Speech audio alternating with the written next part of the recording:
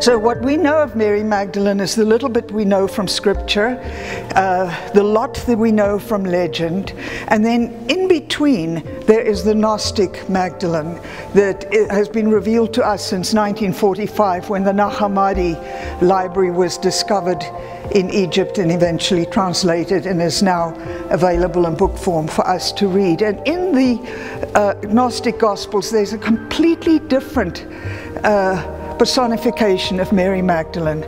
She is Jesus's beloved disciple. She understands his teachings.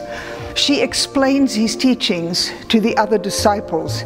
She has post-resurrection visions of him that she shares with the disciples and explains his teachings to them. And of course Peter was incredibly jealous of her, that she had this important role and this knowledge, and he would complain to Jesus that she spoke too much.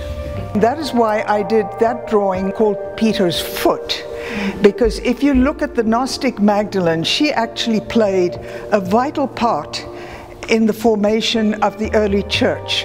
But then who built the church? It was Peter the Rock. So he has his foot on her and on her wisdom. But these two here were just my sort of ideas of her voice, her Gnostic, her Coptic voice coming out like a scroll out of her mouth. And here, where I have her mouth covered in ants, there is a passage in the Gospel of Thomas that said, and Jesus loved her, and he often kissed her on her, and there's a hole in the parchment.